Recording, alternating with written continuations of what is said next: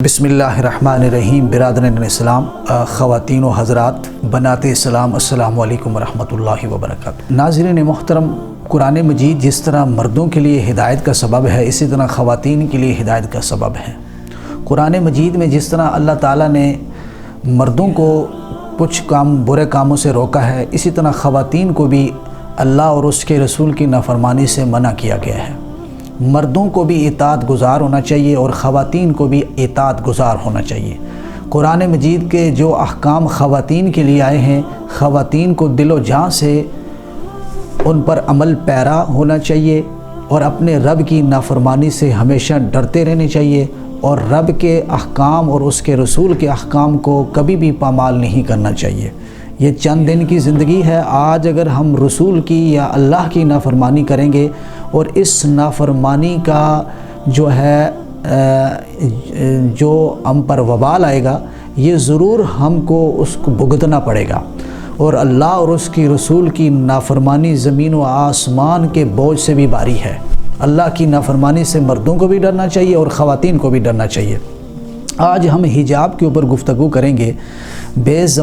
بے حجابی کا زمانہ آیا ہے، عام دیدار یار ہو رہا ہے۔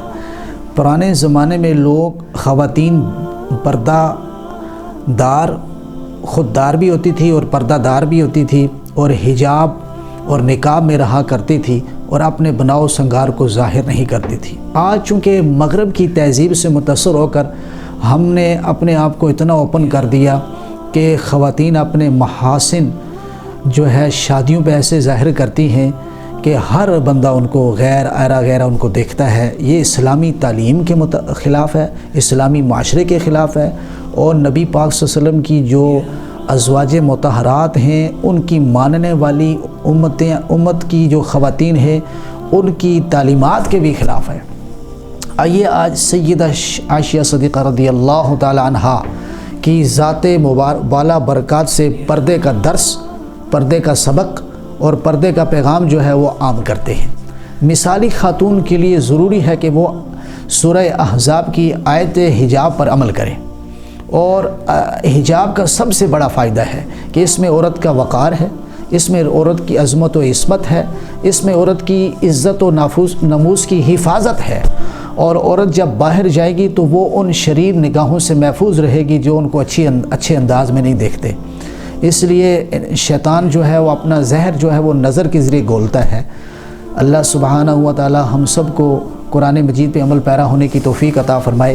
سیدہ عائشہ صدیقہ رضی اللہ تعالی عنہا کی بھتیجی حفصہ بنت عبد الرحمن ایک مرتبہ بی بی صاحبہ کے سامنے آئی تو اس نے انتہائی پتلا دوپٹہ اوڑھا ہوا تھا۔ بی بی صاحبہ نے دیکھا تو فوراً وہ دوپٹہ پھاڑ دیا اور انہیں حکم دیا کہ موٹا دوپٹہ منگوا کر ان کو اڑایا، ان کو پہنایا۔ تو اس بات سے یہ سبق ملتا ہے، انہوں نے اپنی اس بھتیجی سے یہ کہا کہ سورہ نور میں جو احکام آئے ہیں پردے کے متعلق، ان کے بارے میں غور کرو۔ اللہ نے وہ خواتین کی عزت و ناموس کی حفاظت کے لیے اتارے ہیں تاکہ معاشرے میں عورتیں پردے میں رہ کے محفوظ رہیں، ان کو کوئی عام بندہ نہ پہچان سکے، بس ان کو وہی لوگ دیکھیں جن کی وہ قریبی رشتہ دار ہیں یا جس کی وہ بیویاں ہیں۔ حضرات گرامی، بی بی عائشہ صدیقہ رضی اللہ تعالیٰ کے اس عمل سے پتہ چلا کہ وہ اپنے بھتیجی کو انہوں نے ڈانٹا اور ان کو وہ چادر اڑائی جو ان کے لیے پردے اور کی ضرورت کو پورا کرتی تھی۔ تو اس سے پتہ چلا کہ خواتین جو گھر کی بڑی خواتین ہیں، ان کو چاہیے کہ وہ بی بی عائشہ کی سیرت پر عمل کرتے ہوئے، کردار عائشہ رضی اللہ تعالیٰ عنہ کو اپناتے ہوئے اپنی بچیوں کو حجاب کی عادت ڈالیں، ننگے سر بازاروں میں پھرنے سے منع کریں، اللہ تعالیٰ کے غیظ و غضب سے، رسول کی نافرمانی سے اپنے آپ کو بھی بچائیں، اپنی اولاد کو بھی بچائیں، اور امام غزالی رحمۃ اللہ تعالیٰ کی اس نصیحت پر خواتین عمل کریں کہ امام غزالی نے فرمایا کہ والدین کے اوپر واجب ہے کہ دنیا کی آگ سے بھی اپنے بچوں کو جلنے سے بچائیں اور جہنم کی آگ سے بھی اپنے بچوں کو بچائیں، اور ظاہر جہنم کی آگ سے بچانا یہ سب سے بڑی خیرخواہی ہے۔ تو والدین سے گزارش ہے کہ دنیا کی آگ سے اپنے بچوں کو آپ بچانے کے لیے 100 تدبیر کرتے ہیں، جہنم سے بچانے کے لیے بھی 1-2 تدبیریں کر لیں۔ وما توفیقی الا باللہ۔